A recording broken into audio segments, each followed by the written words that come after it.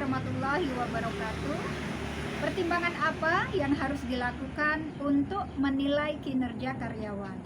Yang pertama pertimbangannya adalah kualitas dan kuantitas kerja karyawan.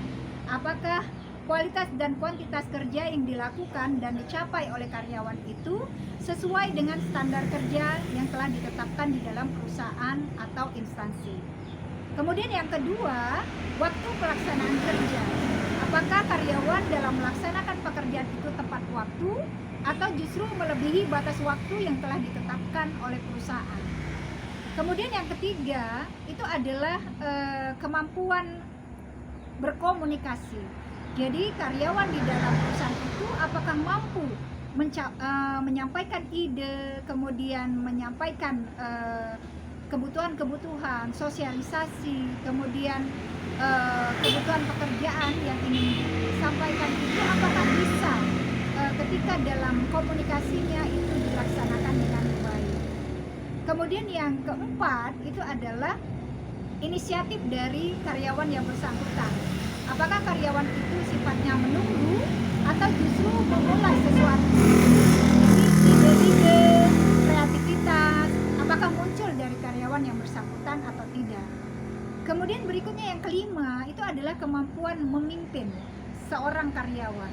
Apakah leadership, kemampuan memimpin itu bisa dijalankan atau dilaksanakan oleh karyawan dengan baik?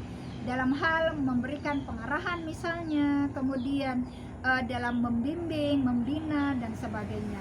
Dan relationship tentunya hubungan yang baik dengan sesama rekan kerja. Kemudian yang keenam itu adalah bagaimana pencapaian dari tujuan atau target yang telah ditetapkan oleh perusahaan. Apakah bisa dicapai dengan baik atau justru tidak mampu dicapai dengan baik. Kemudian yang terakhir, yang ketujuh adalah kemampuan dalam menetapkan kesesuaian pencapaian antara perencanaan dalam program kerja dengan capaian setelah hasil dari pelaksanaan kerja itu diperoleh.